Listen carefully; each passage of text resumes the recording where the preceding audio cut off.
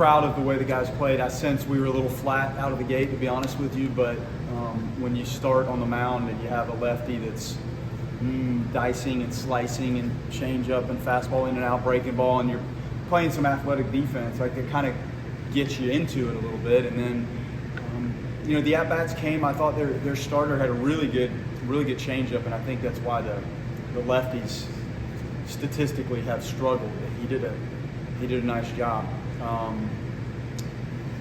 The at-bats started to come, and we were threatening and scratching a little bit, but I thought Max's at-bat pushed it open a little bit, and then Lodice's double clearly was big.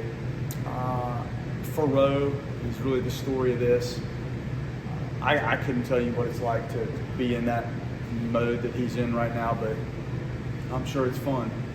There's just been timing, rhythm, use of field, fastballs, secondary pitches, really both sides. The one right-handed the other day, it's a tribute to his hard work and the physical talent. You know that's there, but you have to line it up and do the work. And he absolutely grinds and has his routine that he does, and he gets himself ready, and he goes about his business.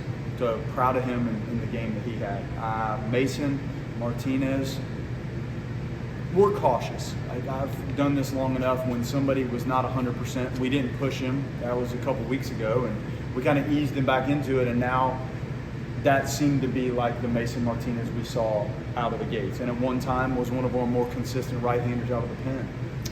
Good to see Hudson Rowan. I thought there was that presence there to finish it.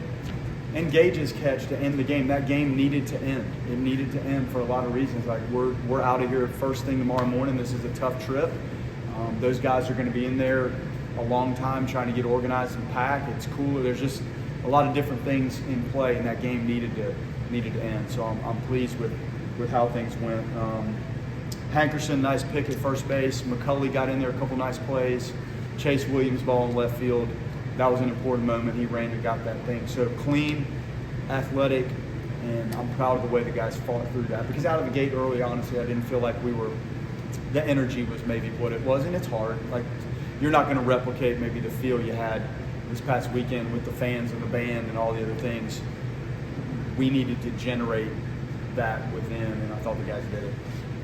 A guy like Faurot, obviously 3-game history, he's got 82 hits. Did you guys do anything to kind of adjust anything at the plate? Because coming into Clemson last week, I think it was 3 or 4 games without a hit for him, and he's just exploded. I mean, there's some things we talk about during batting practice, and as we're doing our preparation, they have cage routines that they do, so they're constantly fine-tuning things. And some of this stuff, if you go dig into the video, you might not even notice a difference, but it might be a feel thing or a rhythm or a timing or a vision maneuver that they might have even felt it on their own in game. And then there are times you feel like you're tracking the ball really well and you're recognizing the secondary pitches, and you feel like you're able to adjust and be on time. And then there's other times I couldn't explain why this is. There's other times it's difficult. Like you're kind of caught in between. You don't feel like you're really on the fastball, and the secondary pitches aren't registering visually. So he's synced with what he's doing, and he's swinging at good pitches. And that's half the battle. If you're expanding and chasing, it's hard to do that kind of damage. And I think at least one of the ones today was with 2 strikes. The double, I think that he kind of slowed the bat down and still strong enough to hit it off the fence. As a guy with both the homers were in the opposite field. Just how much of the power production comes from his ability to drive the ball to opposite field? Well, he's hit balls out really from both sides of the plate, all over the place. I think in Louisville, he right-handed smoked one that was a line drive around the foul pole and right. The other day, around the foul pole here, to end the game, pulled. Might have been a breaking ball that was, to the pull side, not foul pole, but has pulled it, and then today to stay on it. So, I mean, you can't ask for more rhythm and timing and depth of contact, and then, you're going to catch some of the secondary pitches out in front, but the path of the bat is obviously what you want it to be when you can be out in front and pull it with authority, and you can be right on time with depth and hit it the other way. So he's checking a lot of boxes there. having middle infield pedigree yourself, just how fun is it to watch Alex do some of the things he does, that play shallow left, I guess is what we call it. Just the break and the read, you're starting to see him grab hold of all the details of playing the infield. And I think Faurot at times too, and even Miles and Fisher, Lodice's athleticism and strength and the package of skills, the arm action and the delivery, the ease with which he throws on some of the plays. But that's all of it there. That's Jeter-ish stuff, like the jump, the timing of how to jump and turn and release it and make sure it's accurate. That's the kitchen sink of infield play in one. And then up the middle, when a guy is out in front of the pitch a little bit and almost is moving out of the box, it changes the game clock. And we work on this a lot. And then the ball up the middle, the hitter got tied up, which slows you down. So it's a completely different feel.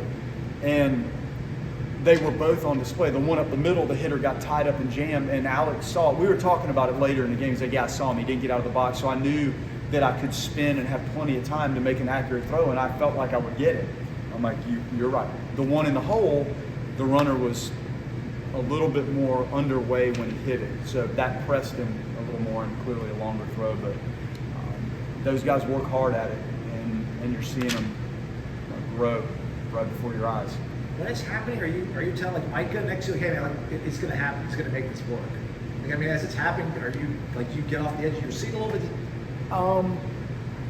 You just want them to finish the play, and you like your heart rate goes up a little bit as you see the right mechanics play out, because there's a lot. Like, think about all the things that have to happen for those two plays to finish, and then you're proud of them, and you're proud of actually having worked on some of those things. And it doesn't come up all the time, but when they do it and it looks that easy, it makes you really proud. But my pulse, like as that's happening, you want to see certain things, and it starts to unfold, and you see it, and I get a little adrenaline rush from that. I may not show it, but it's happening. Jacob may not start again this year, but I mean, for him to get that start and then to give you 3 good innings, I mean, what does that mean for his processes in his career? Well, he actually started against us, if I'm not mistaken, when we went down there my first year at UCF, and you could see, wow, this changeup, there's something to this changeup, and we never could really get to it. And Mike has been working really hard with some things, and just maybe a slight slot adjustment where it's a little lower, and maybe there's a little more movement on the fastball. He has such good feel for the secondary pitches. But he deserved a clean shot to go. That's the biggest difference, is the preparation, the warm-up, and the timing of, you're not in any hurry. You have all the room you need out there in right field to do what you need to do. Then you can go to the mound, and we wanted him to have that. So that was right. We were not going to let him stay out there longer than that. And if it was quick, we were going to let him face another hitter. But we were about at the pitch count mark. We didn't want to go really past 45, and we were kind of creeping to that, because I think the most he'd thrown was 20-ish. So if he was comfortable and rolling, we were going to let him go a little bit. But proud of him. And that guy's been through more than anybody in college baseball. I venture to say that. I'm gambling stepping out there, but what he had gone through to get back to have an opportunity to even think about pitching is miraculous. With how much this past weekend was, and then the trip coming up tomorrow morning, just how impressed were you with the guys' ability to just stay focused on this game and keep it competitive? Yeah, I mean, JU's that's a winning team. You can look at the record and you can look at the statistics.